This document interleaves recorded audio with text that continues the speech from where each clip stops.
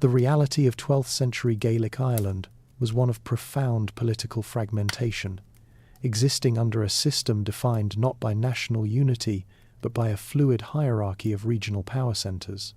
The island was nominally subject to a high kingship, yet this institution, known as Rí Comhfreysabre, always operated with active opposition, meaning no single monarch commanded undisputed authority over all 5 provinces simultaneously. Power truly resided in the provincial kings who exerted immediate control over their respective territories, engaging in cyclical warfare as they strove to enforce submission on their neighbours.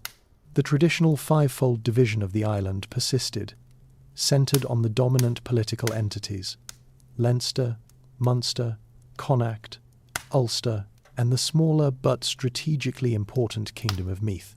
The most powerful dynasties of the period included the Uí Chonchaber in Connacht, the Uí Brian in Thomond, Munster, and the Mac Murchada in Leinster, each struggling to extract tribute, known as boroma, from subordinate kings. This decentralized political structure was compounded by the nature of local governance, which was administered through hundreds of self-governing tribal groups called tuatha, each with its own elected king and specific local customs.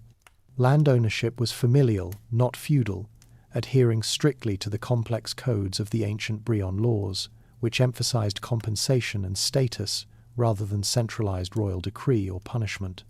Consequently, there was no single common treasury, standing army, or central administrative bureaucracy comparable to those emerging on the European continent at the time. Meanwhile, the Gaelic Church, though not unified politically, contributed to the administrative complexity by undergoing significant reform.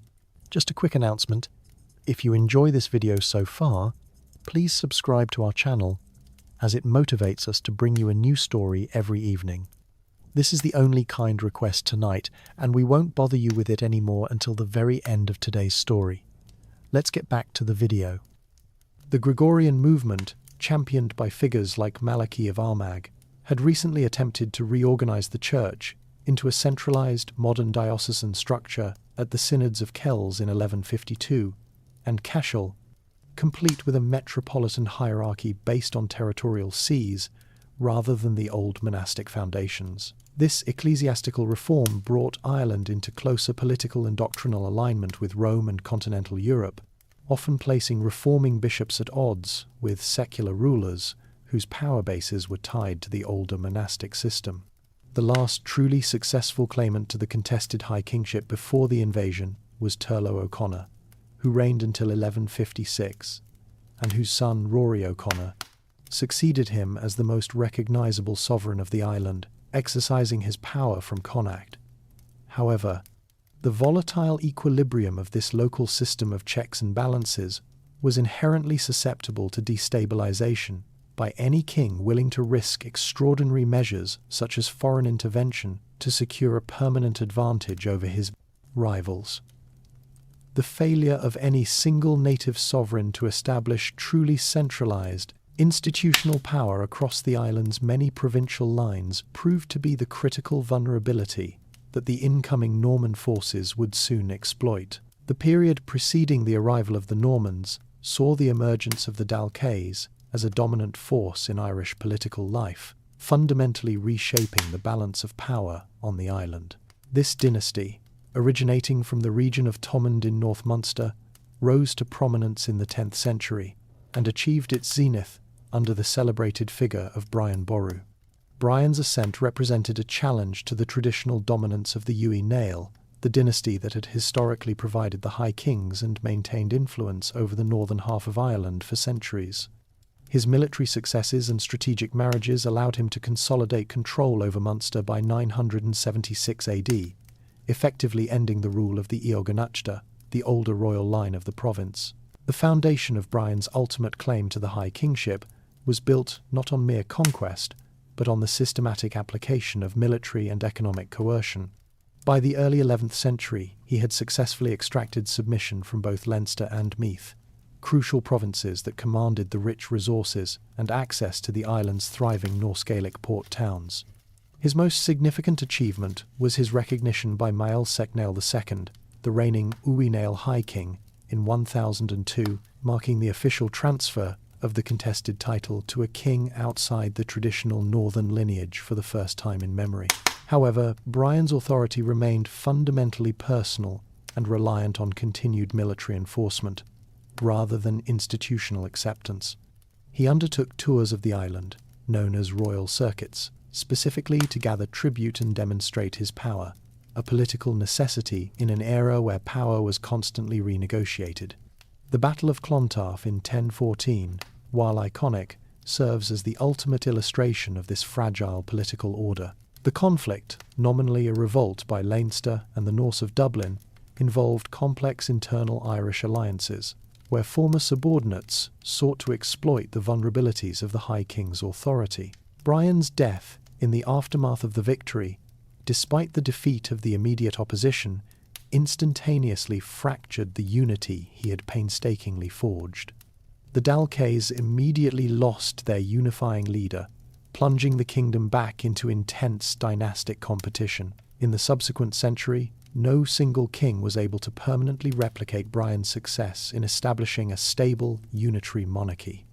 Instead, the period devolved into a struggle among three major provincial royal houses: the Uí Brian, inheritors of Dalcaes, the Uí Chonchobear of Connacht, and the Mac Lochlainn of the northern Uí Nail, each vying for the high kingship with opposition. This period of kings with opposition generated a constant series of conflicts and shifting coalitions, ultimately creating the volatile political symmetry that characterized the island just prior to 1169. Power was distributed among these ancient and ambitious dynasties, ensuring that any external military pressure would find a ready partner among the native factions eager to gain an advantage over their domestic rivals. The entire political infrastructure was thus structurally prone to collapse upon the introduction of a decisive external military force. The pivotal event that initiated the Norman involvement in Ireland stemmed from the political crisis of Diarmait Mac Murchada, King of Leinster. His path to exile was forged in the relentless struggle for provincial supremacy that characterized the mid-12th century.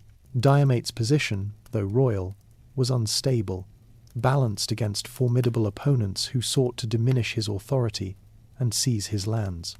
His most enduring and powerful rival was Teiganan Uaruach, the king of Breifne, whose territorial interests frequently clashed with those of Leinster.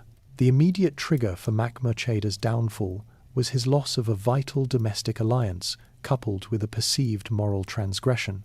After a long period of intermittent conflict, a decisive coalition formed against him in 1166. This alliance was led by Uaruach, crucially supported by Rory O'Connor, the reigning High King. Facing overwhelming military force and betrayal by local subordinates, Mac Murchada was decisively routed and subsequently stripped of his kingdom, a profound humiliation for a figure of his standing. He was formally banished from the island under the authority of the High King. The ousted king made the unprecedented and audacious decision to seek military aid outside of the traditional Gaelic political sphere. He did not appeal to other rival native dynasties. Instead, he sailed to England and then to France in search of the most powerful external sovereign available, King Henry II of England. Mac Murchada's petition to the Angevin monarch in Aquitaine was a plea not for full conquest, but for the authorization to recruit soldiers from within Henry's vast territories. The deposed king presented his case as a matter of royal right, painting his dispossession as an injustice requiring the intervention of a powerful foreign peer. Henry II, deeply occupied with continental affairs and domestic political difficulties, wisely chose not to commit his own armies or treasury to the Irish cause. Instead, the English king issued letters patent to Mac Murchada in 1167. This document granted the King of Leinster permission to seek and recruit armed assistance from among Henry's subjects, particularly the ambitious, landless Norman barons and knights, then resident in Wales. This strategic non-committal gave Mac Murchada the sanction he needed while legally insulating Henry II from the immediate risks of invasion. Armed with the king's license, Diarmait Mac Murchada proceeded to the Welsh Marches, the borderlands known for their hardened, expansionist Anglo-Norman warlords. He successfully negotiated specific military contracts with several prominent and ambitious Norman magnates who were eager for new land and opportunity. The most consequential of these agreements was struck with Richard de Clare, the Earl of Pembroke, a powerful but currently dispossessed nobleman known as Strongbow. The binding contract involved a high price for aid. Mac Murchada promised Strongbow the succession to the Kingdom of Leinster upon his death, an arrangement sealed by the betrothal of Strongbow to Diarmaid's daughter, Awifi. This desperate transaction effectively mortgaged a Gaelic kingdom to a foreign adventurer, setting the stage for the catastrophic change that would follow. The environment of the Welsh Marches, the borderlands between England and the unconquered Welsh principalities, cultivated a distinctive and aggressive military culture among its Norman settlers. These lords, including the families of Fitzgerald, de Cogan, de Courcy, and especially the de Clares, operated under conditions of perpetual low-intensity warfare that profoundly shaped their political and martial behaviour. They inherited or forged unique liberties, possessing delegated regalian rights that were seldom granted to barons in the centralised Kingdom of England. These marcher privileges meant they could administer their own justice, raise armies without explicit royal licence, and annex territory with an autonomy that fostered a ruthless entrepreneurial spirit. The nature of land tenure in the Marches differed considerably from the standard English feudal arrangement. Territory was often secured and maintained not by formal grant alone, but by the sword, leading to a focus on direct military control and the strategic construction of fortified positions. Their primary military asset was the mounted knight, skilled in the heavy cavalry charge and supported by substantial numbers of archers and infantry, often drawn from Flemish mercenaries or Welsh levies. This combination of heavy shock troops and missile infantry was honed through constant campaigns against resilient native Welsh princes, requiring a level of preparedness and aggression unmatched by the English barons of the interior. The continuous military commitment in Wales generated a substantial population of landless, younger sons of noble families and experienced, financially ambitious knights. These men were well equipped, both materially and psychologically, for rapid mobilization and overseas adventurism, viewing military service as the primary path to social and economic advancement. The rigid system of primogeniture in England, which kept lands intact by passing them only to the eldest son, incentivized this younger cohort to seek fortunes elsewhere, making them receptive to any plausible foreign venture. Richard de Clare, the Earl of Pembroke, was the embodiment of this marcher ambition. Though he held the title of Earl, his effective power and landholdings in Wales were greatly diminished by the current English crown, leaving him in a position of high status but low territorial wealth, a powerful incentive for risk.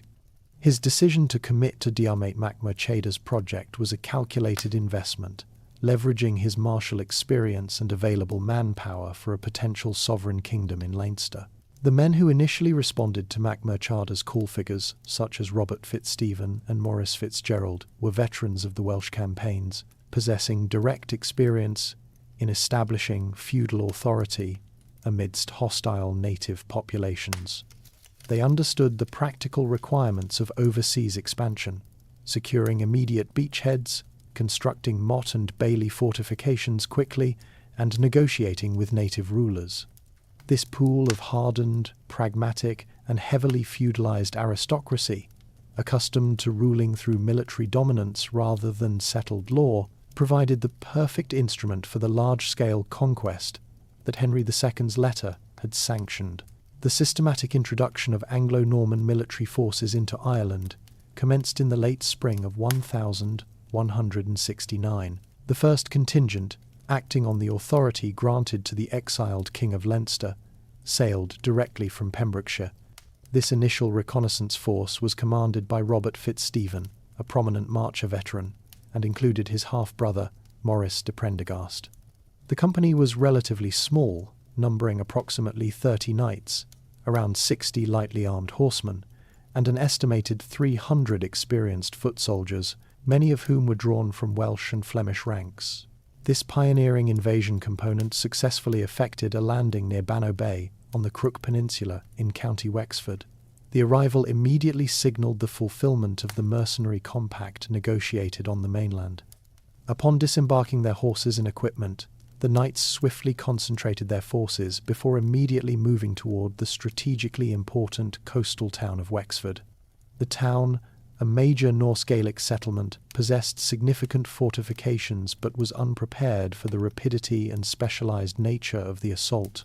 The subsequent siege of Wexford proved the immediate military superiority of the Pembrokeshire veterans. The Gaelic defenders, relying primarily on traditional tactics, were unable to counter the disciplined manoeuvres and advanced siegecraft employed by the invaders.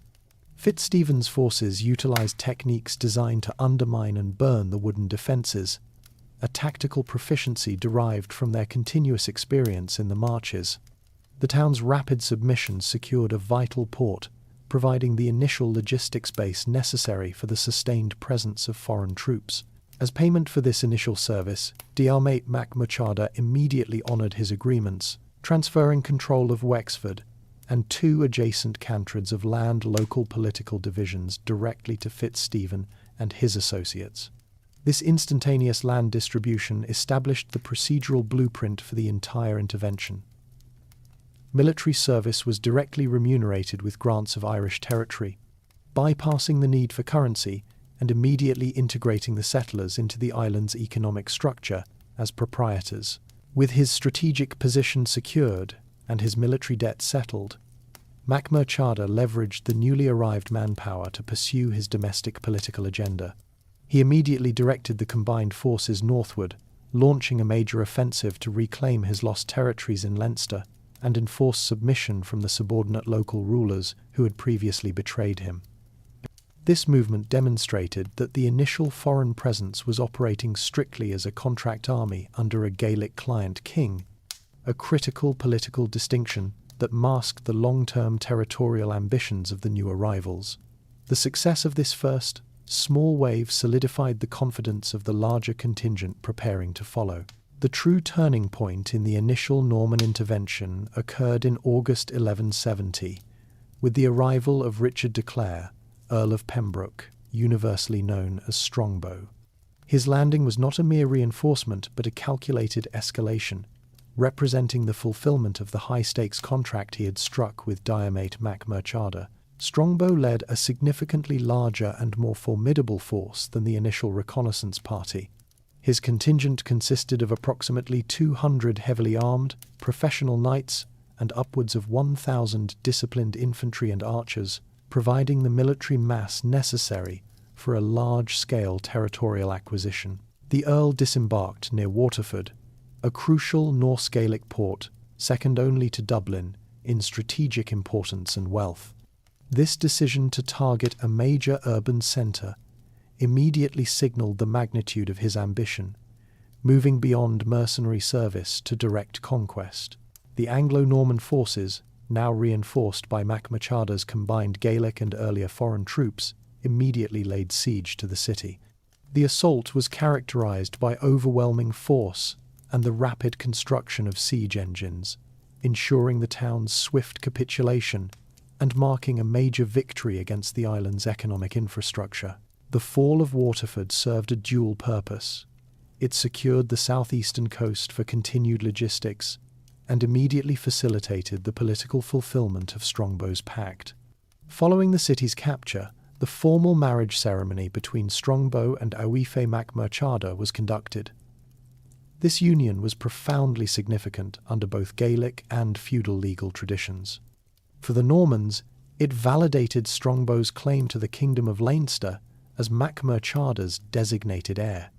Within the existing Gaelic structure, the marriage legitimized the transfer of power, as Aoife was the king's daughter, providing a vital but ultimately fragile constitutional cover for foreign feudal ambition. The immediate consequence of Strongbow's actions was a dramatic shift in the political balance. His established presence represented a permanent, heavily armed feudal node on Irish soil, entirely distinct from the fragmented local authorities. The scale of the invasion force, and the explicit dynastic claim to Leinster created a crisis that transcended the local disputes of the Tuatha.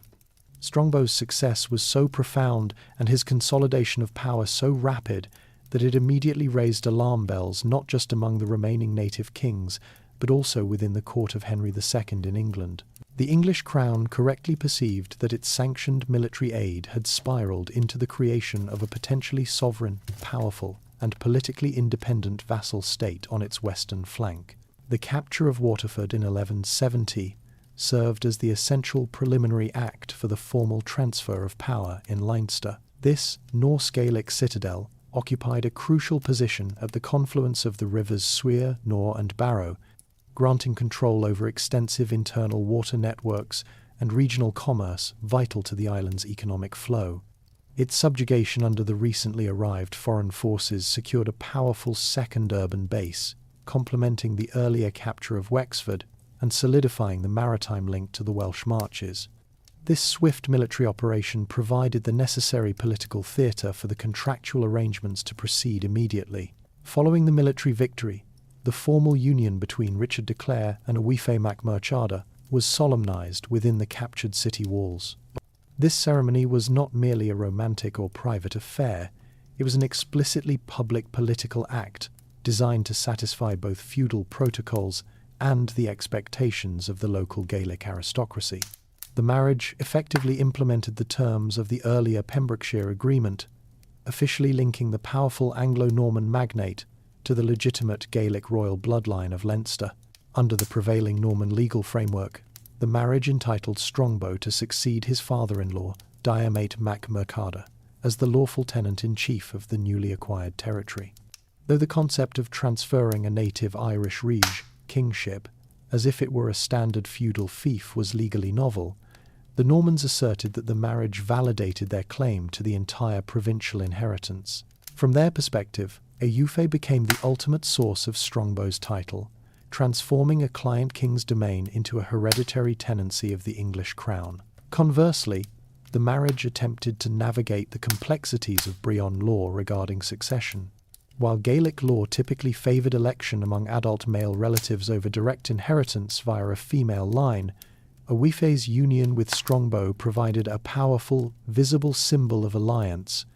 Diarmait's public endorsement of the succession, formalised by this ceremony, was intended to impose the acceptance of this foreign heir upon his subordinate Irish rulers.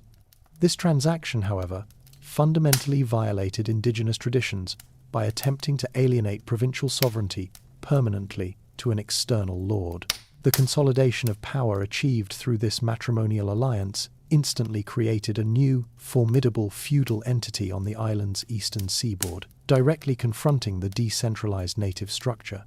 This immediate and unambiguous assertion of long-term territorial possession, backed by significant military force based in two fortified port towns, signalled to the rival Gaelic kings that the purpose of the newcomers was not fleeting support, but permanent dominion. This decisive political manoeuvre prompted immediate, hostile reactions from the remaining independent Gaelic sovereigns, necessitating the next critical move on the strategic city of Dublin. Following the successful capture of Waterford and the political validation of his claim to Leinster, Richard de Clare immediately targeted Dublin, the most economically significant urban centre on the island. The city was a major hub of Viking Irish trade, possessing a strategic location that controlled the eastern coast and access to inland waterways. Its possession was critical not only for commercial extraction, but also for establishing a definitive seat of Anglo-Norman power. The combined forces of Strongbow and the restored Diarmait mac Murchada marched north swiftly in September 1170. The defence of Dublin was organised by its reigning king, Ascall mac Ragnail, supported by forces led by Rory O'Connor, the titular High King, who established defensive lines outside the city walls. O'Connor's strategy was to blockade the city and starve the invaders into submission. However, this large-scale Gaelic defensive effort was undermined by internal dissent and the fundamental weakness of coordinated native resistance against a concentrated feudal army. Rory O'Connor's forces, drawn from different Tuatha with competing loyalties, failed to maintain cohesive pressure on the invaders' lines. While negotiations were underway between the Gaelic leadership and Mac Murchada, the impatient Norman forces decided to bypass diplomacy with a direct, unauthorized assault. A key division led by Milo de Cogan and Raymond le Gros exploited a defensive vulnerability. Their disciplined charge, spearheaded by heavily armed knights, overwhelmed the city's defenses with unexpected speed. The resulting breach triggered a sudden and catastrophic collapse of organized resistance, forcing the Norse Gaelic defenders and King Ascall to abandon the city and flee. The immediate acquisition of Dublin gave the invaders possession of the island's premier port, treasury, and potential capital. Strongbow claimed the city as his, asserting his authority as the new Lord of Leinster. The rapid establishment of a substantial garrison and administrative headquarters marked the decisive end of native urban control in the east. This was not merely another military victory, it was the institutional establishment of a permanent foreign power structure on Irish soil. The fall of Dublin sent an immediate geopolitical shockwave across the entirety of the island. The remaining provincial kings understood that the foreign military presence had irrevocably transformed from a transient mercenary service into an established territorial power aiming for dominion. The successful subjugation of the most powerful Norse Gaelic metropolis demonstrated that no coastal city was safe, and no combination of native forces could reliably withstand a focused, armoured assault. This decisive event immediately triggered the concerns of Henry II, who, fearing the emergence of an autonomous rival on his western border, prepared his own direct, royal intervention to assert paramount sovereignty over the newly conquered territory. The rapid and decisive successes of the Anglo-Norman barons, particularly Richard de Clare, fundamentally altered King Henry II's strategic calculus regarding the Irish venture. By the autumn of 1171, the unauthorized establishment of a powerful, quasi-independent feudal lordship in Leinster presented a direct political threat to the English crown's paramount authority. The death of Diarmait mac Murchada further complicated matters, as it solidified Strongbow's claim to the entire province, risking the creation of a rival Angevin kingdom across the Irish Sea. This necessitated immediate, personal royal intervention to assert ultimate sovereignty and reign in the ambition of his powerful vassal. In October 1171, Henry II arrived in Waterford, leading the largest military expedition ever launched from England to Ireland. His fleet comprised an estimated 400 ships, transporting a professional army that included a substantial contingent of knights, archers, and administrative personnel. This impressive logistical and naval display was designed to demonstrate the overwhelming power of the Angevin Empire, compelling submission through deterrence rather than extensive military campaigns. Henry's primary objective was the political subordination of the Norman adventurers who had preempted royal authority. Upon landing, the king immediately received the homage of the leading marcher lords, including Strongbow himself. De Clare was forced to yield all his conquered port towns Dublin, Waterford, and Wexford directly to the crown. In return for this necessary surrender, Henry regranted Strongbow the kingdom of Leinster, but converted it into a feudal fief held directly from the king, reserving for the crown the overlordship of the major urban centres and strategic fortifications. This action structurally subordinated the conquest, converting a private military venture into an official dependency of the English state. Henry II spent the winter touring the south and east of the island, consolidating his political authority. He received the submissions of numerous Gaelic kings and minor rulers who, intimidated by his immense military presence and recognizing the permanency of the new regime, chose formal allegiance to the distant English king over continued, unwinnable conflict with the nearby Norman barons. These submissions were formalized through oaths of fealty, establishing a crucial legal precedent. The Gaelic sovereigns acknowledged Henry as their Lord Paramount. Significantly, during his stay, Henry II convened the Synod of Cashel in 1172. This ecclesiastical assembly, attended by many Irish bishops, served to formalize the submission of the Gaelic Church to the customs and practices of the English Church. This move not only secured the powerful moral and political backing of the reforming bishops, but also provided the papacy with perceived justification for the intervention. The combination of military display, the political subordination of the barons, and the religious legitimization achieved during this tour established the formal Lordship of Ireland as a legally defined dependency of the English crown. The Treaty of Windsor, enacted in 1175, represents the first formal attempt by the English crown to establish a comprehensive legal framework for the newly asserted Lordship of Ireland. This diplomatic manoeuvre was necessitated by the need to resolve the underlying conflict between King Henry II and the most senior surviving Gaelic sovereign, Rory O'Conor, the High King. O'Conor, having been unable to expel the invaders militarily, sought a negotiated settlement to protect the remaining territory under native control and halt the aggressive expansion of the Anglo-Norman barons. The agreement was negotiated on Henry II's behalf by Hugh de Lacy and Bishop Lawrence O'Toole, while O'Conor relied on his emissary, Catholicus, Abbot of Clonfert. The terms of the treaty explicitly recognised Rory O'Conor as a tributary king under the ultimate overlordship of Henry II. This formalised O'Conor's authority over all areas of the island not yet conquered by the Anglo-Normans, specifically identifying Connacht, the western part of the island, and the Gaelic-held north as his designated domain. Within this recognised territory, O'Conor was permitted to rule according to the indigenous Brehon laws and retain his traditional sovereignty over subordinate local kings. In return for this formal recognition and non-intervention by the English crown in the designated native territories, O'Conor was obliged to pay an annual tribute to Henry II.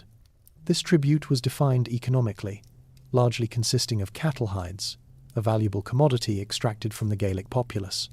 Furthermore, O'Conor assumed the responsibility for ensuring that Gaelic kings residing in areas adjacent to the Norman-controlled lands paid their respective feudal dues to the King of England. Crucially, the treaty stipulated that if any Irish subject failed to pay the tribute, the English king's representatives were authorised to intervene and enforce collection. The effective area of the new Lordship of Ireland was simultaneously defined by the territories reserved for direct control under the English crown. This core area included Leinster, Meath, the port towns of Dublin, Waterford and Wexford, and the coastal lands stretching from Dundalk to Waterford. Within these lands, Anglo-Norman feudal law was to be rigidly applied, and Gaelic rulers who had submitted to Henry II's earlier tour were to remain within the jurisdiction of the lordship. However, the treaty proved inherently unstable and short-lived.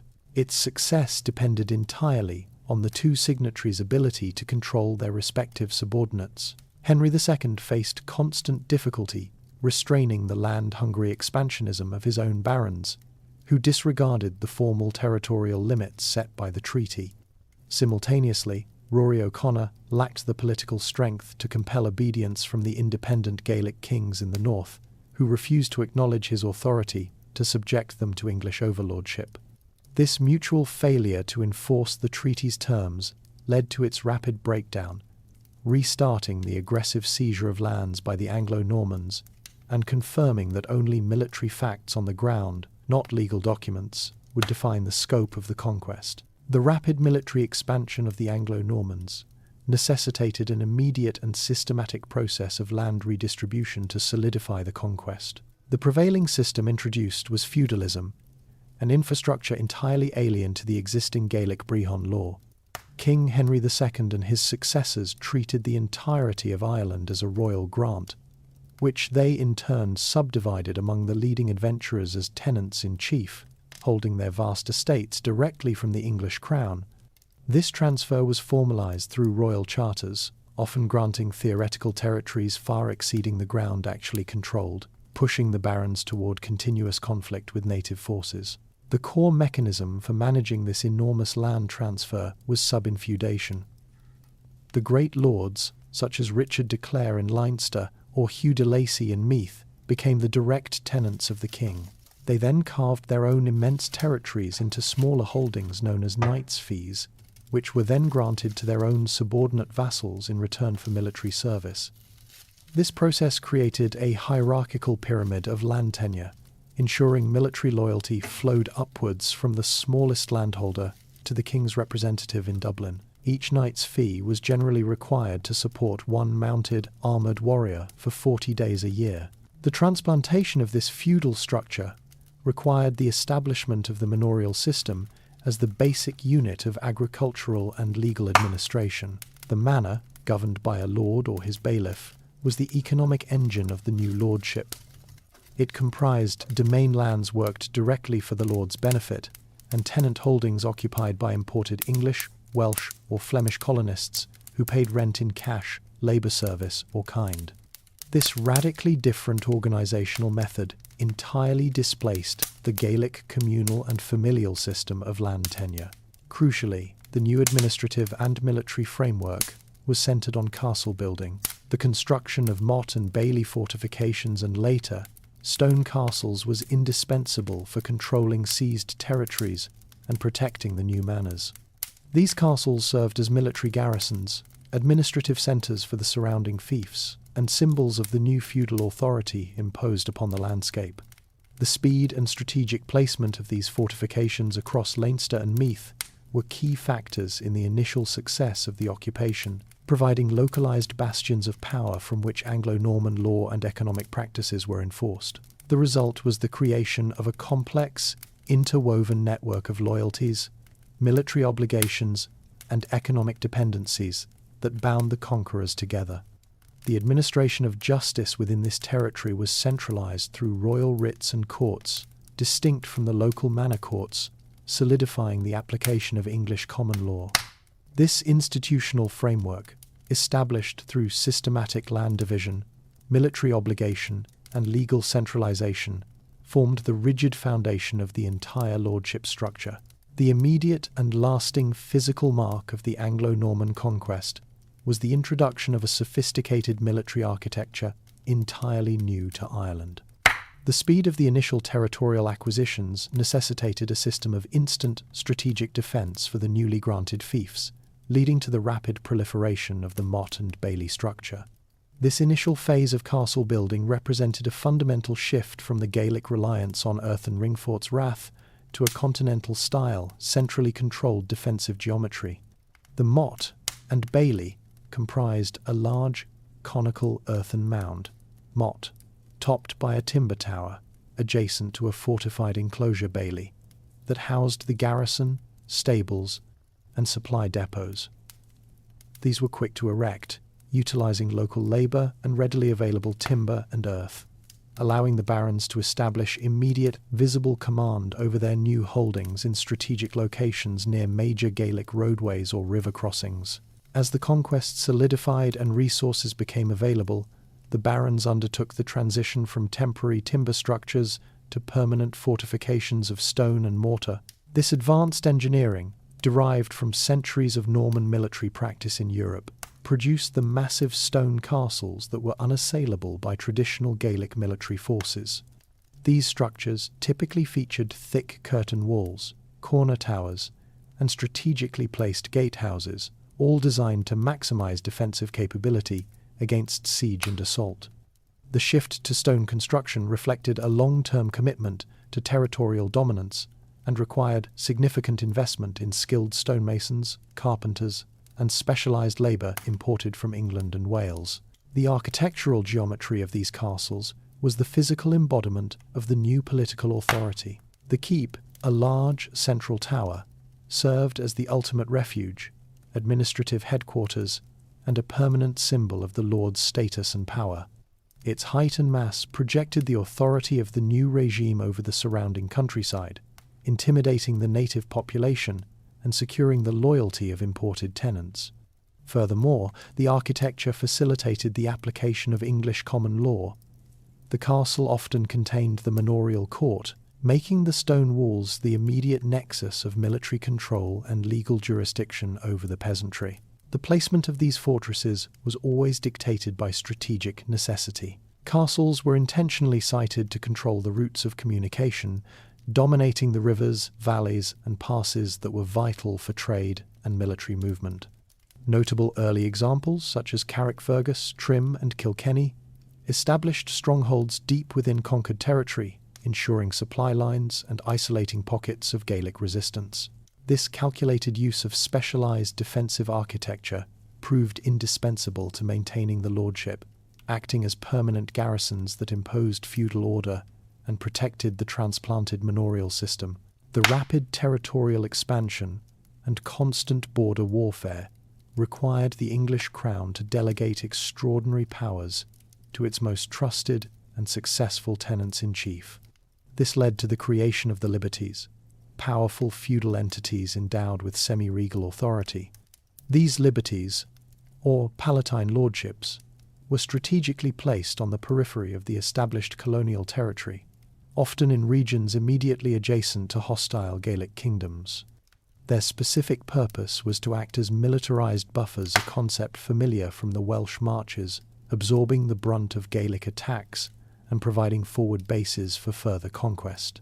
The authority granted to the Lords of the Liberties was extensive, designed to bypass the normal checks and centralized administration of the justiciar's court in Dublin. Within their grants, these magnates held jura regalia, regal rights, meaning they could exercise almost all the functions of the king himself. This included the right to appoint their own sheriffs, esquiters, and other officers, mirroring the structure of the central government. Crucially, the writs of the king's courts did not run within these territories, allowing the lords to administer justice, hear pleas, and impose fines based solely on their own authority. Among the most significant liberties established were those of Meath, granted initially to Hugh de Lacy, Leinster, inherited by the de Clares, and later Ulster granted to John de Courcy. These massive contiguous land grants provided the political and economic scale necessary to maintain a standing military force independent of the central colonial government. The immense size and geographical detachment of these peripheral lordships rendered them effectively semi-independent states, connected to the crown primarily by the single oath of feudal loyalty. This delegation of immense power created a paradoxical situation for the king. While the liberties were highly effective at holding and expanding the English frontier with minimal financial burden to the royal treasury, they simultaneously fostered a powerful, decentralized aristocracy that frequently challenged the crown's authority. The Palatine lords were often distant from Dublin's oversight, fiercely protective of their jurisdictional independence, and prone to engaging in private warfare guerre, both against Gaelic neighbours and, occasionally, against the royal administration itself. This institutional design, which exchanged central control for effective frontier defence, injected a deep and lasting structural instability into the Lordship of Ireland from its very inception. The journey of Prince John, the future King of England, occurred in 1185, nearly a decade and a half after the initial invasion. This visit was predicated on the formal bestowal of the Lordship of Ireland upon him by his father Henry II in 1177 at the Council of Oxford. This act officially titled the 10-year-old John Dominus Hiberniae, Lord of Ireland, transforming the land from a chaotic military adventure into a hereditary possession of the Angevin house. The primary purpose of the 1185 tour was to inaugurate John's personal rule and assert direct symbolic sovereignty over the powerful, semi-independent barons. John arrived with a significant entourage, including new, young, ambitious Anglo-Norman knights eager for Irish lands. Importantly, he brought experienced royal administrators, notably the justiciar, Hugh de Lacy the Younger, mandated to solidify the exchequer and judicial structures of the nascent colonial government. The tour established the foundation of the royal administration outside of the great Palatine lordships. The Wicklow and Carlow regions saw intensified royal interest, marking the formal expansion of the central authority's direct landholdings domain. Charters were issued to many ecclesiastical bodies, ensuring their loyalty and integration into the feudal tenure structure. Crucially, John introduced the first English coinage struck specifically for Ireland, bearing his likeness, a concrete assertion of fiscal and sovereign control over the realm's monetary system.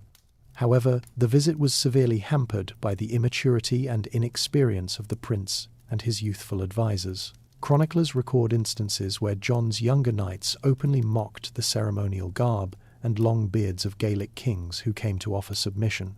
This calculated insult alienated key Gaelic leaders, many of whom were prepared to honour the peace established by earlier treaties, triggering a swift and unified resurgence of hostility. Gaelic resistance, which had been quiescent, intensified significantly, particularly on the vulnerable frontiers of Leinster. The most effective opposition was mounted by Donal Mór O'Brien, the powerful King of Thomond, who launched devastating counterattacks against the Norman penetration in Munster. The strategic vulnerability of the newly established English garrisons in the south became immediately apparent, resulting in significant military losses. Due to the escalating military setbacks and the lack of necessary logistical support, the 17-year-old prince was forced to abandon his tour and return to England after only 8 months. The journey failed in its immediate military objective of pacification, but succeeded in establishing a clear administrative precedent. The lordship was thenceforth directly subject to the Angevin royal family. The eventual structural fragility of the English lordship was defined by the rise of powerful, entrenched Anglo-Irish dynasties who came to eclipse the direct authority of the crown. Following the initial generation of conquest, families such as the Fitzgeralds and the Butlers rapidly translated their enormous initial land grants into localized political and military power. They were not merely absentee landlords. They became intensely engaged local magnates, permanently rooted in Irish soil and inheriting the mantle of territorial dominance from the old Gaelic provincial kings they had supplanted. The Fitzgeralds, descending from Maurice Fitzgerald and the powerful Geraldines of Wales, established 2 major, distinct branches. The Earls of Kildare dominated Leinster, while the Earls of Desmond commanded vast territories in Munster. The Butlers, granted the strategic core of the country, became the Earls of Ormond. These 3 earldoms collectively controlled the bulk of the settled, productive land of the lordship, rendering their loyalty indispensable to the survival of the central government based in Dublin. Crucially, as the generations passed, these families shifted their focus and allegiance from England to Ireland. Their political power was based on their ability to command local resources, raise private armies, and maintain direct feudal and occasionally familial links with neighbouring Gaelic septs.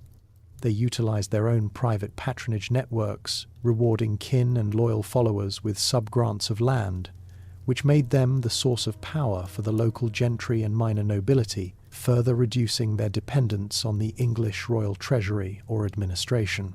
The physical distance from the crown's direct control and the perennial preoccupation of English monarchs with continental wars allowed these great lords to operate as near sovereigns within their respective spheres. They commanded their own marcher armies, often composed of Gaelic soldiers known as kern and specialised mercenary cavalry called gallowglass. This appropriation of native military traditions signified their cultural and practical adaptation to the local reality. This gradual Gaelicization of the Anglo-Norman elite was a defining feature of the later medieval period. They adopted elements of the Gaelic language and lifestyle, entered into marriage alliances with native royal families, and frequently adhered to customs such as Brehon-style arbitration that were explicitly forbidden by the statutes passed by the Dublin administration. These magnates developed an enduring Anglo-Irish identity, viewing themselves as superior to both the mere Irish and the new, often inexperienced administrators sent directly from England. By the later medieval period, the question of governing the lordship was less about conquering the Gaelic Irish, and more about managing the turbulent independence of these powerful, locally entrenched Anglo-Irish dynasts. The concept of the Pale emerged directly from the territorial contraction and administrative limits faced by the English lordship during the later medieval period. While initial conquest efforts aimed for island-wide dominion, the lack of continuous crown investment and the effective resistance from resurgent Gaelic lords drastically reduced the area under meaningful English control. The Pale, therefore, was not a planned administrative region, but a de facto military frontier, representing the irreducible core territory surrounding the capital, Dublin. Geographically, the Pale was characterized by a defined but shifting border encompassing Dublin and three adjacent counties, Louth, Meath, and Kildare. This region contained the most fertile, economically productive farmlands and hosted the majority of the English population and institutional infrastructure. Its boundaries were marked by fortifications, a defensive line, primarily consisting of ditches, earthen ramparts, and watchtowers, rather than a continuous wall of stone, intended to regulate movement and deter raids. The strategic purpose of these defences was to preserve the economic base necessary to fund the struggling administration.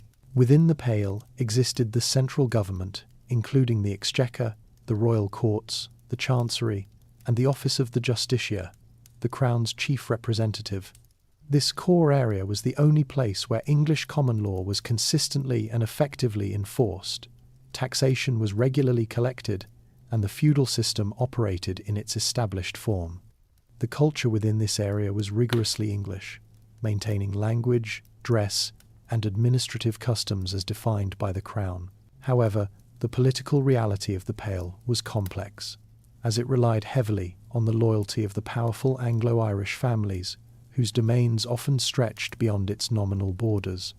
The Anglo-Irish magnates, particularly the Earls of Kildare, were often granted the office of justiciar or lieutenant precisely because the central government lacked the resources to defend the Pale itself. These lords, drawing upon their local marcher forces, became the de facto protectors of the Crown's territory, a necessity that further amplified their power and independence. This dependency on local magnates meant that the security of the royal administration was inherently intertwined with the ambitions of the Anglo-Irish aristocracy. When these lords focused on consolidating their own distant liberties, the Pale often suffered incursions. Conversely, when the Crown attempted to rule directly through English-born officials, these magnates frequently withdrew their crucial military support, leaving the capital vulnerable. The Pale thus became the central stage for a three-way political tension between the Crown, the Anglo-Irish magnates, and the powerful, resurgent Gaelic chiefs, who continuously threatened its very existence from beyond the frontier. The assertion of English authority in the Lordship of Ireland was fundamentally dependent upon the transplantation of the common law system. This effort began almost immediately following the royal visit of Henry II in 1171, though its effective application remained geographically limited. The establishment of this legal structure was not a swift, revolutionary change, but a slow, continuous process of administrative imposition designed to replace the indigenous Brehon laws with the standardized legal principles of Westminster. The core administrative tool for this imposition was the establishment of royal courts. The highest court was the King's Bench, which handled criminal pleas, followed by the Court of Common Pleas for civil disputes, and the Exchequer Court, dedicated to crown revenue and fiscal matters. These institutions were centrally located in Dublin, forming the nascent judicial hub of the Lordship. Their presence was intended to offer a superior, consistent form of justice compared to the fragmented legal systems of the native Tuatha and the semi-independent liberties. To extend the reach of the King's peace, the administration began creating the necessary infrastructure of local enforcement. Shire courts were established in the territories under direct English control, presided over by local justices, and ultimately supervised by royal officials. The office of the sheriff was introduced, replicating the English system where this officer was responsible for maintaining order, executing royal writs, and collecting crown dues within a defined county boundary. This introduction of local administrative roles was essential for translating central judicial decisions into localized action. The documentation required for this system was enormous. The systematic recording of court proceedings, royal correspondence, and financial accounts created the great rolls, notably the pipe rolls and the justiciary rolls. These documents are invaluable records of the Crown's attempts at administration, detailing everything from fines and land disputes to military expenditure and the enforcement of the feudal relationship. This meticulous bureaucratic effort represented the true long-term institutional commitment to governing the claimed territory. However, the efficacy of the common law was restricted by both geography and politics. Beyond the counties of the Pale and a few scattered strongholds, the common law was often ignored or actively resisted by both the Gaelic lords and the great Anglo-Irish magnates within their liberties. The majority of the island continued to operate under the ancient Brehon laws. The Crown's legal system thus struggled with a fundamental political dilemma. It was intended to unify the realm under royal rule, yet its reach was consistently blocked by those Anglo-Irish marcher lords, whose loyalty was necessary for the military defence of the very system they undermined. The genesis of the legislative structure in the Lordship lay in the King's Council, initially known as the Magnum Concilium. This was not a representative assembly, but an advisory body, fundamentally composed of the island's chief tenants-in-chief, the great Anglo-Norman magnates, or earls, and the senior ecclesiastics, bishops and abbots. Their primary function was to advise the justiciar, the Crown's viceroy, and assent to necessary executive decisions. This consultative body was the nascent source of political life for the settlers. The shift toward a formal parliament began during the mid-13th century, following the precedent established in England. This transformation involved extending membership beyond the spiritual and temporal lords to include elected representatives. These representatives were the knights of the shire, chosen to speak for the local gentry, and the burgesses, representing the commercial interests of the chartered towns, primarily Dublin, Waterford, and Cork. The first definitively recognised parliaments convened around the 1262 and 1290, marking the moment when the assembly gained the familiar structure of a medieval legislature. The fundamental purpose of the parliament was fiscal, the raising of revenue for the crown. It was through the agreement of this body that the justiciar could levy subsidies, specialised taxes on land, and movable goods necessary to fund the military defence of the territory against the resurgent Gaelic power. Without the formal consent of the magnates and the representatives of the shires, the justiciar could not legally compel the settlers to contribute financially, making the parliament an indispensable tool for funding the administration.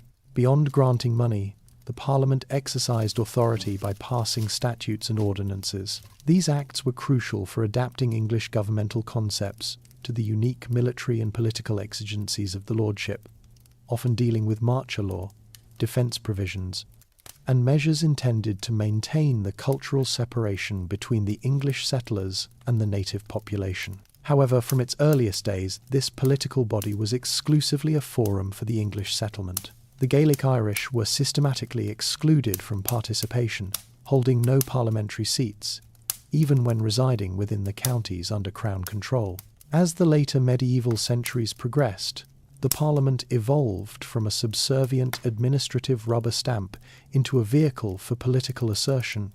While initially summoned and dissolved entirely at the will of the King's representative, the Assembly gradually began to articulate the grievances of the settler community.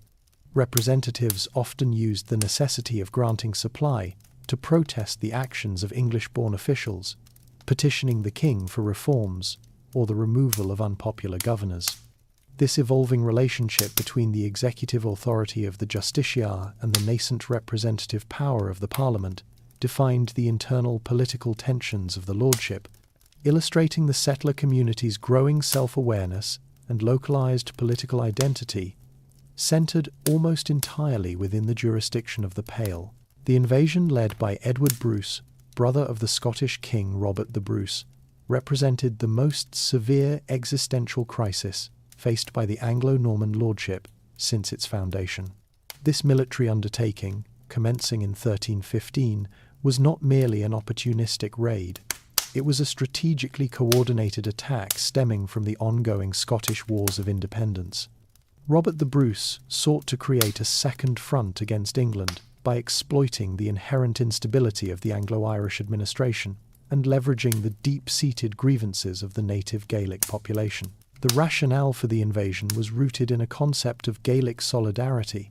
Edward Bruce landed near Larne, County Antrim, responding to an invitation extended by Domnall O'Neill, King of Tir Riogain, and other northern Gaelic lords. They petitioned the Scottish king to intervene, citing a shared Gaelic heritage and urging the Scots to liberate the island from English dominion. Edward Bruce was swiftly inaugurated as the High King of Ireland by his Gaelic allies, establishing a rival political authority to the King of England's Lordship. The Scottish invasion force, initially comprising several thousand veteran soldiers, achieved immediate strategic success. Their highly mobile army campaigned widely across Ulster and marched south into the heartlands of the Pale and the Midlands. These operations were deliberately aimed at disrupting the agricultural base, supply lines, and feudal organisation of the English settlement. The scale of the devastation was profound, exacerbated by a simultaneous period of great famine that gripped Europe, turning the conflict into a desperate struggle for subsistence across the island. The key confrontations demonstrated the vulnerability of the decentralised Anglo-Irish defence. Bruce secured major military victories at the Battle of Kells, 1315, and the Battle of Skerries, 1316, humiliating the forces of the Justiciar and exposing the weakness of the central government in Dublin. These victories prompted widespread risings among the native Irish, who seized the moment to drive Anglo-Norman settlers from recently occupied lands and reclaim traditional lordships. This moment of Gaelic resurgence significantly accelerated the process of re-Gaelicization across the peripheral Marches and Midlands. However, the Bruce campaign ultimately faltered due to persistent logistical failures. The Great Famine meant that the invading army could not consistently forage and supply itself in the already devastated countryside. Furthermore, the essential support from the Anglo-Irish magnates, the Butlers and Fitzgeralds, never materialised for the invaders. These powerful lords largely remained loyal to the English crown or, at the very least, prioritised the defence of their own vast territorial interests. The crisis concluded at the Battle of Forhart in 1318.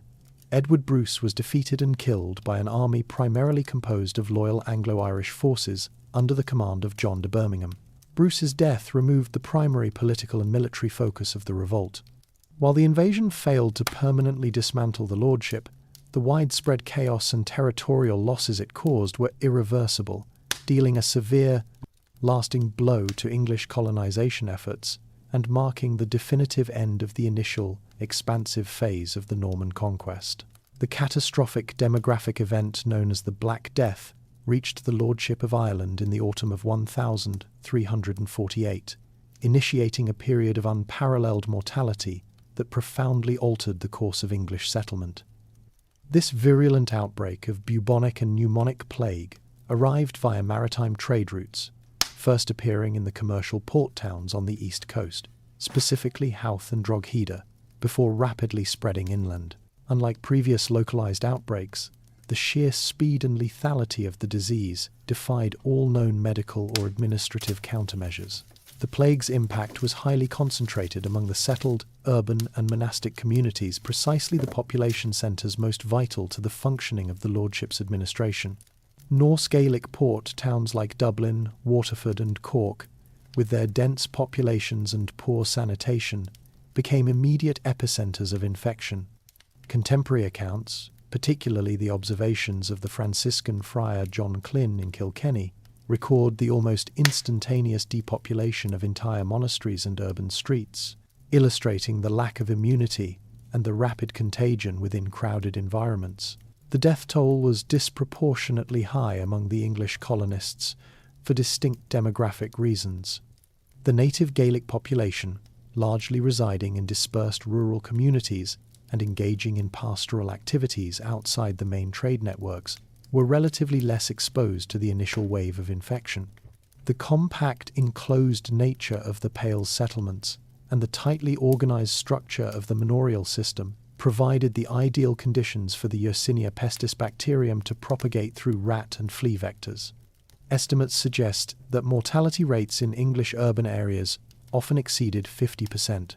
The immediate consequences of this demographic collapse were devastating for the administration.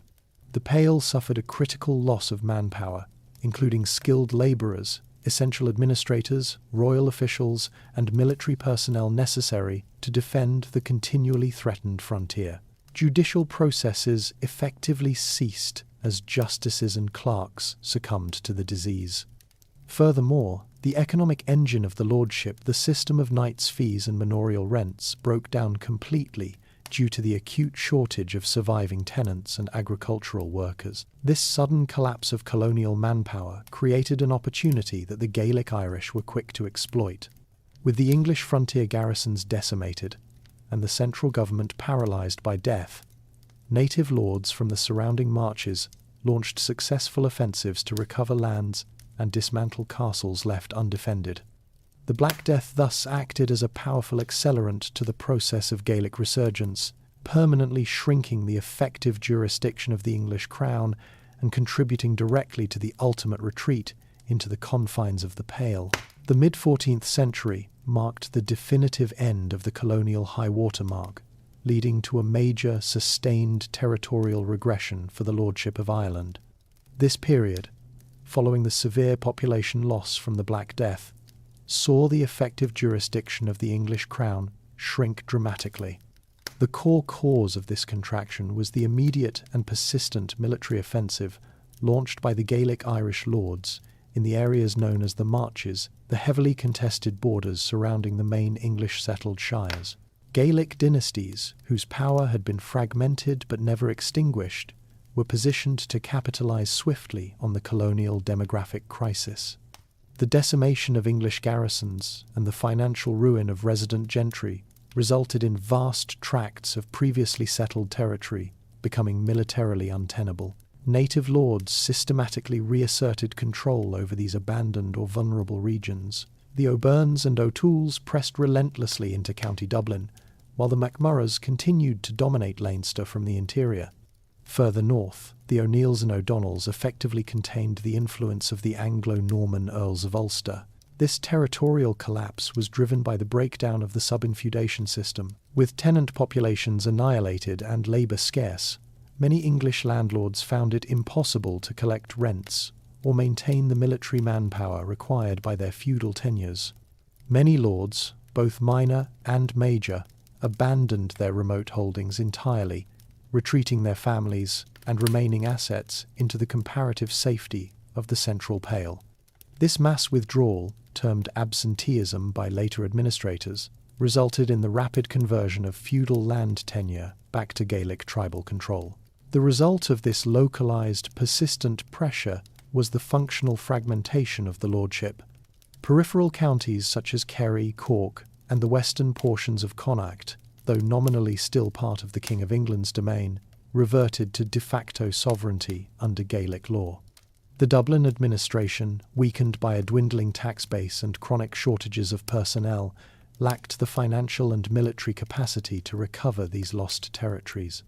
Attempts to raise armies or fund extensive campaigns invariably failed, as the remaining settlers prioritised defending their immediate holdings within the Dublin orbit. Consequently, the Crown's effective authority retreated into the narrow, defensible corridor known as the Pale, comprising Dublin and parts of the adjacent counties of Meath, Kildare, and Louth.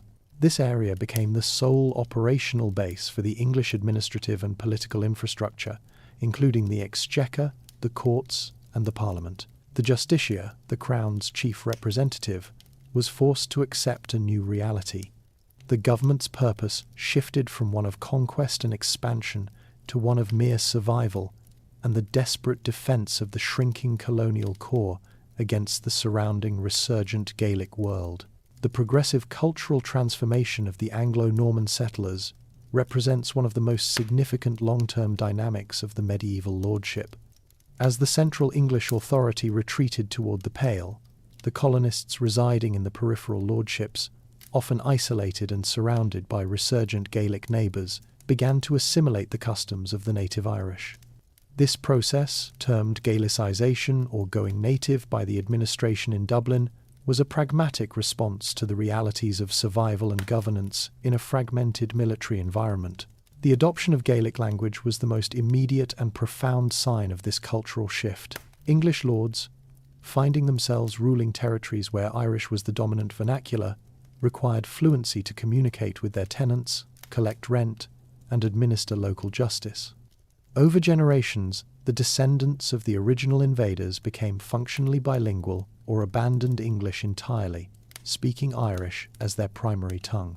This linguistic assimilation was swiftly followed by the adoption of native Irish dress and appearance, deemed more practical and appropriate for the local climate and warfare. Settlers adopted the lane, a long, loose tunic, and allowed their hair to grow long in the distinctive Culan fashion, moving away from the short-cropped hairstyles and heavier woolens of the English court. Crucially, many Anglo-Irish lords increasingly adopted Brehon law in the territories they controlled, largely in preference to the complex and distant English common law.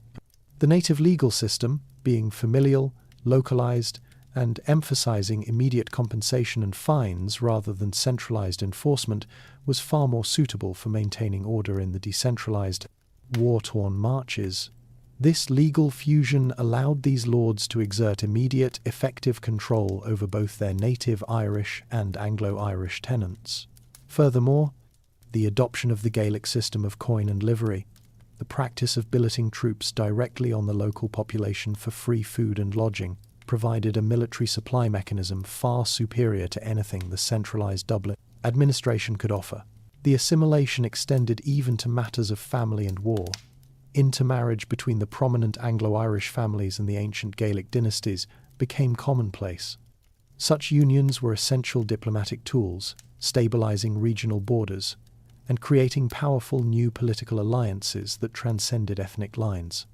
The resulting Anglo-Irish magnates, such as the Fitzgeralds and Butlers, were Gaelicized in all but name, maintaining their power base through a fusion of feudal structure and Gaelic custom. This phenomenon was viewed with alarm and hostility by the Dublin government, which saw the loss of English identity as a direct threat to royal authority. The colonists, once seen as the agents of expansion, were now perceived as a military and cultural fifth column, threatening the very survival of the Pale.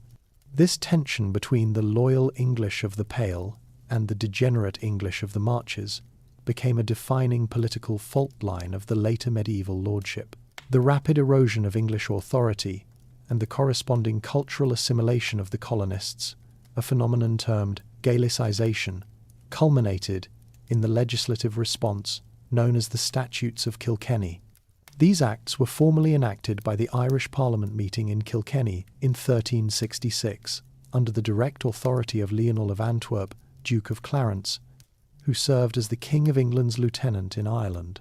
Clarence, a direct descendant of the early invaders and deeply vested in the lordship's stability, understood that the survival of the colony hinged upon preserving the distinctiveness of the English ethnic and political identity. The statutes were fundamentally an attempt to create a legal firewall between the two distinct cultures, officially drawing a line between the English by blood and the Gaelic Irish. The legislation contained 35 distinct provisions, all aimed at prohibiting or reversing the cultural fusion that had taken root in the Marches.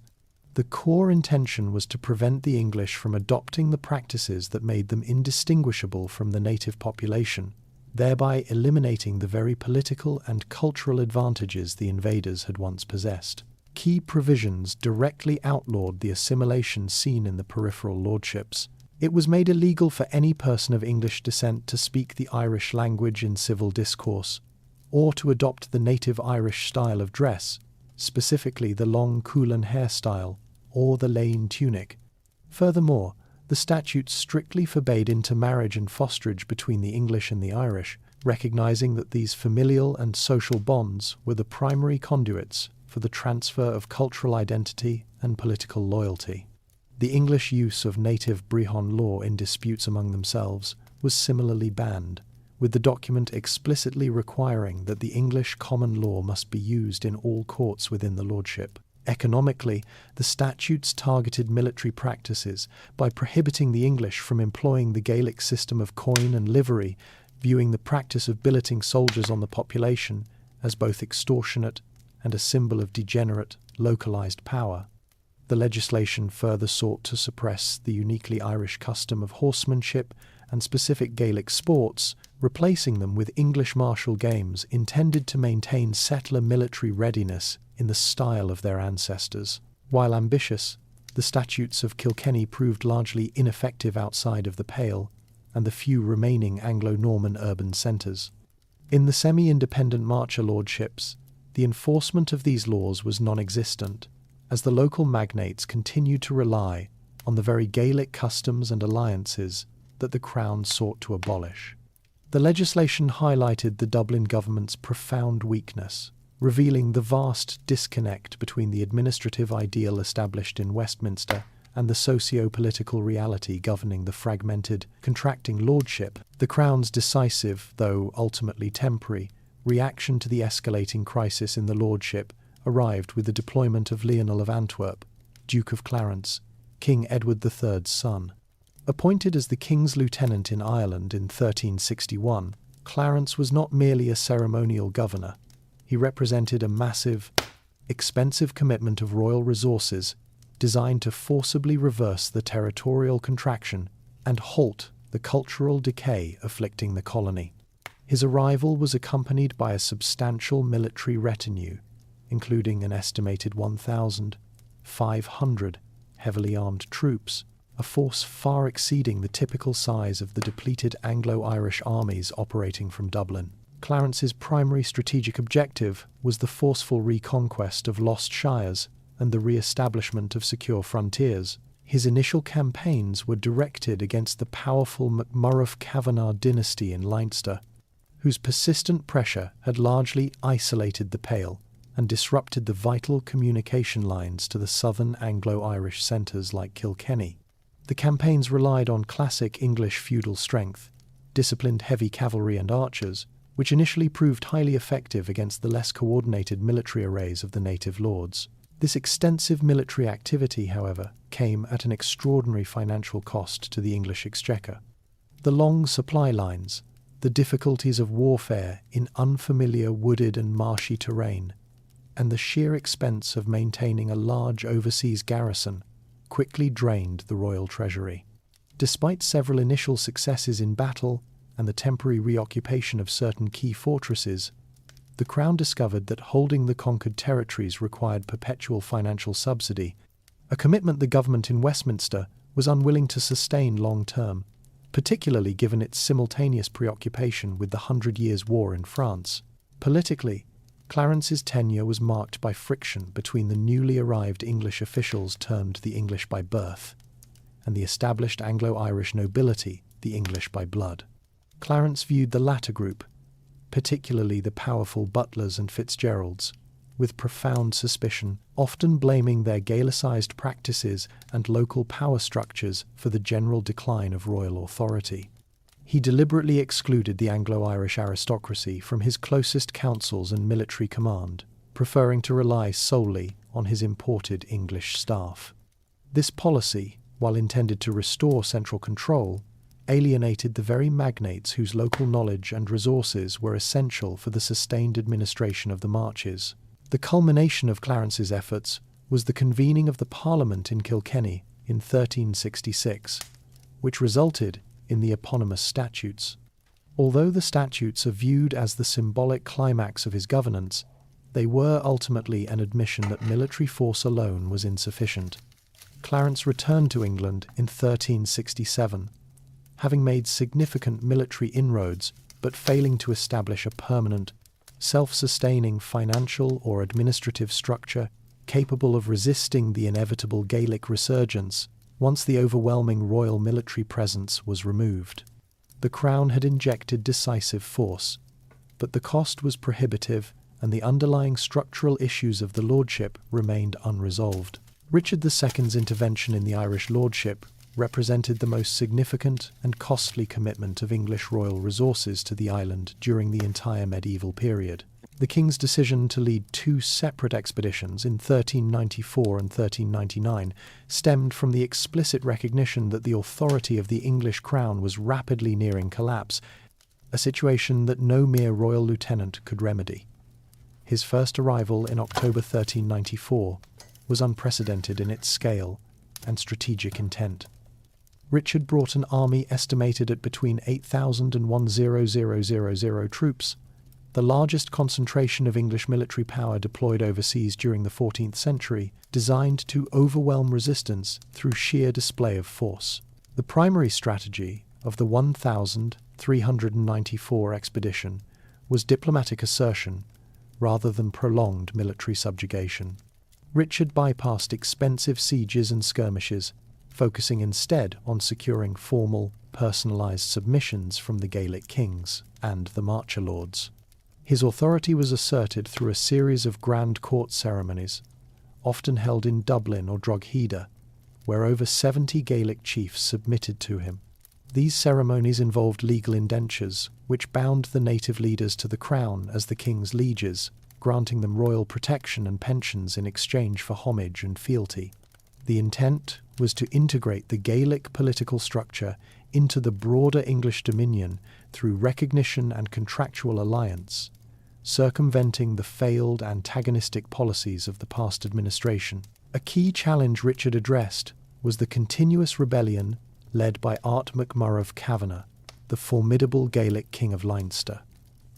Richard negotiated a temporary peace, promising him a substantial sum and lands elsewhere, attempting to neutralise the threat that perpetually isolated the Pale. The expedition's success lay in its short-term political triumph, the apparent achievement of island-wide allegiance to the person of the king himself, establishing a personal link between the native elite and the English sovereign. However, this political settlement was immediately revealed to be fragile upon Richard's departure in May 1395.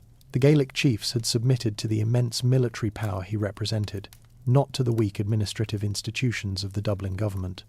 Once the bulk of the royal army withdrew, the established system of local power and opportunistic warfare immediately resumed. The formal indentures became worthless paper, and the Gaelic resurgence, led once more by MacMurrough Kavanagh, erased the ephemeral gain. The necessity of a second expedition in 1399 underscored the failure of the diplomatic approach. Richard returned with a large, punitive force, this time determined to crush MacMurrough Kavanagh decisively before imposing a lasting settlement. This second effort, however, was interrupted by a more pressing dynastic crisis back in England. While campaigning in Leinster, Richard received news of Henry Bolingbroke's invasion and successful usurpation of the throne. The king was forced to abandon his Irish enterprise abruptly, sailing back to face his destiny in Wales. The political chaos engendered by Richard's rapid departure and subsequent overthrow not only doomed his Irish campaigns, but left the lordship in a state of expensive disarray, having gained nothing tangible from the massive expenditures of royal authority and treasure. The two grand tours, though symbolising the crown's ultimate claim, merely demonstrated that only the continuous, permanent presence of overwhelming force could sustain English control. The pivotal period spanning the 15th century was defined by the chronic and deliberate absence of central English royal authority from Ireland. Following the disastrous end of Richard II's second expedition in 1399, the crown became entirely preoccupied with mainland affairs, primarily the protracted military struggle in France, the 100 Years' War, and the devastating domestic conflict known as the Wars of the Roses. These external and internal conflicts consumed English financial resources and military manpower, reducing the lordship of Ireland to a peripheral concern, sustained only by minimal subsidies. This prolonged disinterest effectively devolved the actual governance of the colony to the local Anglo-Irish magnates. The central administrative structure, headquartered in Dublin, was forced to rely almost entirely on the authority and resources of the two dominant Anglo-Irish houses, the Butlers, Earls of Ormond, and the Fitzgeralds, Earls of Kildare and Desmond. These families assumed the roles of king's lieutenants, deputies, and chief governors by necessity, as the English crown lacked the personnel or funds to appoint governors from England. The concentration of administrative and military power in these local hands led to the development of a unique political dynamic. The deputies, though serving the English king, governed primarily to preserve their own territorial and dynastic interests. Their control was strongest within the narrow confines of the Pale, where they maintained a semblance of English law and fiscal order. Beyond this small administrative core, however, the great Marcher lords exercised what amounted to semi-sovereign power, forging private treaties, indents, with the surrounding Gaelic chiefs, raising their own armed forces, and largely ignoring mandates from Westminster that interfered with local alliances. During the Wars of the Roses, 1485-1487, the distance between the Pale and England intensified. The Butler family became staunch supporters of the Lancastrian faction, while the Fitzgeralds, particularly Garrett Moore Fitzgerald, the 8th Earl of Kildare, aligned themselves with the victorious House of York. This external English dynastic rivalry was immediately imported, transforming Irish politics into a subsidiary theatre of the English conflict. The Earl of Kildare's successful navigation of this English political turmoil cemented his status as the unchallenged ruler of the effective English area. The resulting political vacuum allowed the Gaelic resurgence to accelerate dramatically. The native Irish successfully reclaimed numerous castles and territories, with many Anglo-Irish lords being forced to pay black rents tribute to powerful Gaelic chiefs for protection and peace. The Irish Parliament, dominated by the great local magnates, became an instrument of their power rather than a tool of crown policy, often passing legislation that favoured local authority over the royal prerogative. By the close of the 15th century, the Lordship was a title held nominally by the king in London, but its effective political reality was a confederation of powerful Anglo-Irish earldoms and resurgent Gaelic chiefdoms, a system of government by local necessity rather than central command. The effective administration and defence of the medieval lordship hinged upon the vast, decentralised power exercised by the great Anglo-Irish territorial magnates outside the Dublin administration. Among these, the houses of Butler, Earls of Ormond, and Fitzgerald, Earls of Desmond, were preeminent, transforming the periphery of the English claim into their personal political spheres. Their status as Marcher lords meant they controlled territories adjacent to, or intermingled with, independent Gaelic lordships, necessitating a constant, localised form of governance distinct from the common law imposed within the Pale. The Butlers, headquartered in Kilkenny and later controlling extensive lands in Tipperary and Ormond, commanded the strategic southeastern corridor. Their power base was intrinsically tied to the land and the vital inland trade routes connecting the Pale to the rich southern port cities like Waterford. The family's influence derived not solely from their inherited feudal grants, but from their skill in navigating the volatile political environment. They often served as the principal military defence against the powerful Gaelic O'Carroll and MacMurrough clans, demanding immense loyalty and service from their subtenants, both English and Gaelic. The Fitzgeralds, specifically the Desmond branch, dominated the expansive southern and western regions of the lordship, encompassing large parts of counties Cork and Kerry. Their territory, being geographically distant from the Dublin administration, fostered an even greater degree of autonomy. The Earls of Desmond became deeply immersed in Gaelic culture, adopting indigenous customs and military practices to maintain their dominion over the fragmented local communities. Their wealth was immense, generated by agriculture and control over coastal trade, allowing them to raise massive private armies that dwarfed the official crown forces. The power of these magnates was based on their deliberate maintenance of two distinct political systems. Within their own private feudal liberties, they dispensed justice, levied taxes, and commanded their own private parliaments, functioning as kings in miniature. Crucially, in dealings with the surrounding independent Gaelic chiefdoms, they adopted the indigenous custom of coin and livery, exacting free quarters and provisions for their armies, a practice banned by English law, but essential for maintaining military control on the frontier. This reliance on local custom and personal military strength gave the Butlers and Fitzgeralds effective control over the entire periphery of the lordship. The crown in England, consumed by mainland issues, was forced to acknowledge this reality. Rather than attempting costly and futile campaigns to impose rigid English administrative control, Westminster utilised these powerful families as its necessary, albeit reluctant, deputies. Their dominance over the main economic and military arteries outside the Pale ensured that any Crown policy, or lack thereof, would be implemented or ignored according to the political and dynastic interests of the Butlers and the Fitzgeralds. The late 15th century in the Lordship of Ireland was overwhelmingly dominated by the figure of Gerald Fitzgerald, the 8th Earl of Kildare, known historically as Gerald More, or the Great Earl. His tenure as the chief governor of the island spanned nearly 40 years, an unprecedented period during which he operated with the authority of a virtually independent viceroy.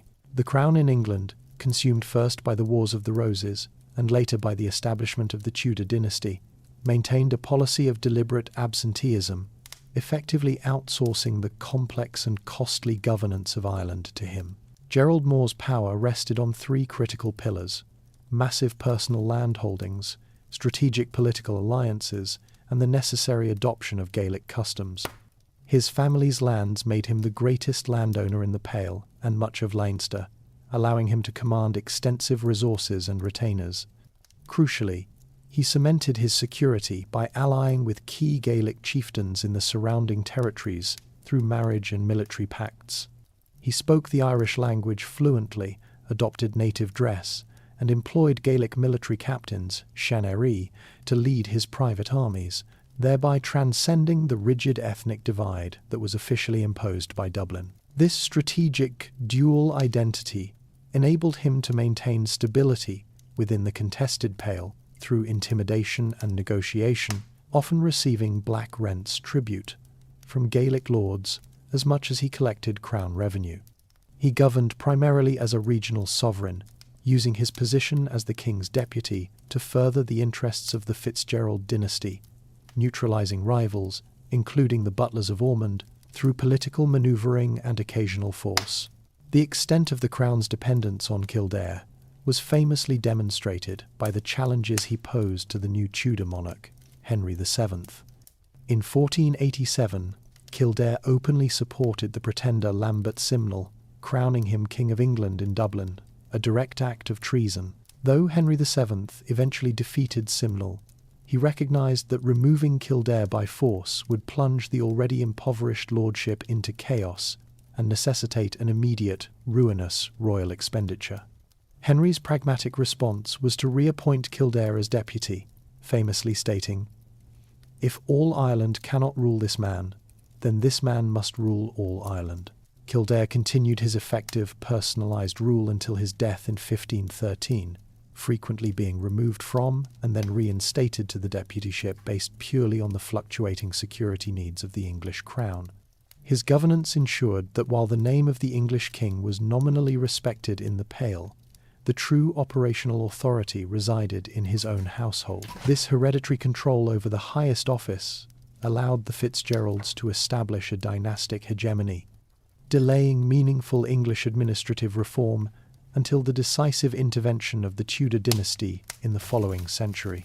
The ascension of the Tudor dynasty in England marked a fundamental shift in the Crown's approach to the nominal lordship of Ireland. Having finally achieved stable, centralised authority following decades of civil conflict, Henry VII viewed the near-sovereign control exercised by the great Anglo-Irish magnates, particularly the Fitzgeralds of Kildare, as an unacceptable threat to royal prerogative. The Crown could no longer tolerate a peripheral domain governed by a family that demonstrated repeated disloyalty and operated as a virtual monarchy outside Westminster's direct command. To dismantle this inherited system of localised power, Henry VII dispatched a formidable English deputy, Sir Edward Poynings, in 1494, backed by an uncharacteristically large contingent of English troops.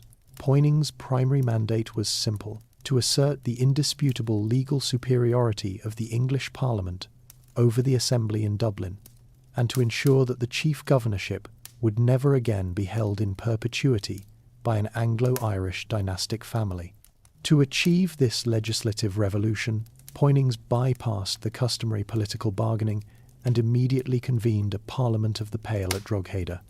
This session was meticulously controlled by the deputy and his English officials, ensuring the passage of a series of acts designed to restore effective royal control over the government, judiciary, and military.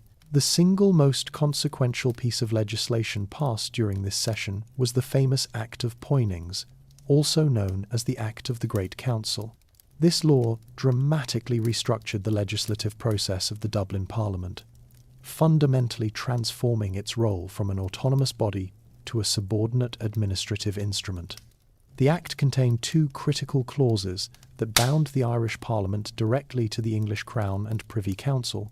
First, no Parliament could be held in Ireland until the Lord Lieutenant and the Irish Council had first certified to the King of England the causes and considerations for holding it, along with the tenor of all acts proposed to be passed.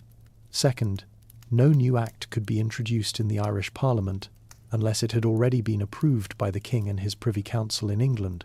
This measure effectively stripped the Dublin Assembly of its ability to initiate legislation, granting the English executive a preemptive veto over all Irish statutory law. Legislative power for the Lordship now emanated from Westminster, transforming the Pales Parliament from a body representing settler interests into a mere registry for English commands. Accompanying Poynings' main act were statutes that further consolidated royal power. These included measures to confirm all previous English legislation, specifically reinforcing the discriminatory statutes of Kilkenny against Gaelic customs, and ensuring that no individual could serve as chief governor without having been born in England, a direct statutory check against the perpetual power of the Kildares. Though the imposition of the Act of Poynings was immediately effective in curbing the Fitzgerald autonomy and establishing the legal framework for direct English rule, its long-term political impact was far greater. It established the constitutional dependency of the Irish administration on the English crown that would endure for over 3 centuries, making the Dublin Parliament a perpetual subordinate assembly, and setting the stage for the definitive Tudor conquest that followed. The final collapse of the medieval lordship and its reformation into the Kingdom of Ireland stemmed directly from the decisive, unwavering policy of the Tudor crown in the 1532.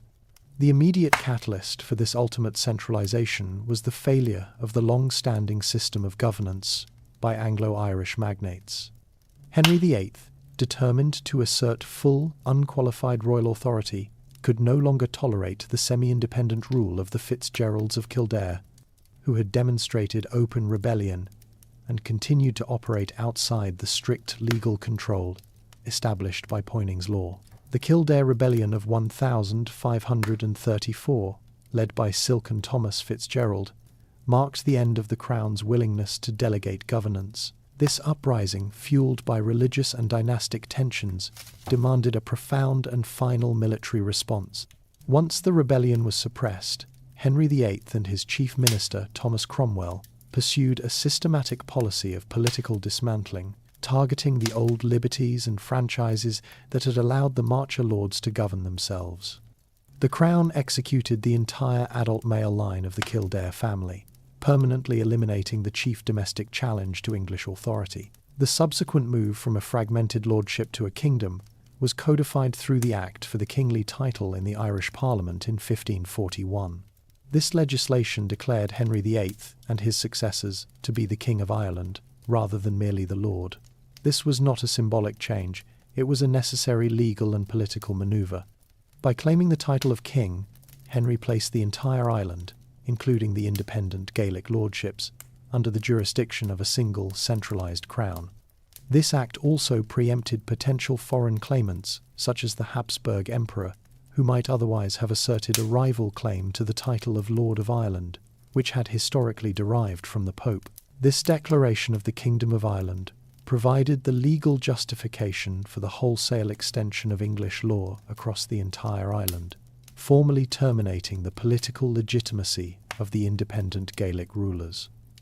To enforce this centralisation without incurring massive long-term military costs, the Crown introduced the policy of surrender and regrant. This process required Gaelic chieftains and compliant Anglo-Irish lords to formally renounce their traditional titles and lands to the king, receiving them back as feudal grants under English common law. In return, these former chiefs were granted peerages and seats in the new kingdom's parliament, exchanging indigenous legal legitimacy for English feudal status. While the administrative machinery of the Pale continued to manage the core region, the transition to the kingdom fundamentally redefined political goals.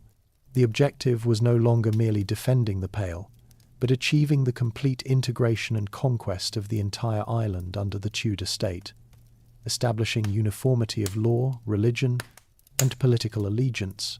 This shift from a localized medieval dominion to a centralized expansionist kingdom formally closed the tumultuous era of the decentralized lordship of Ireland.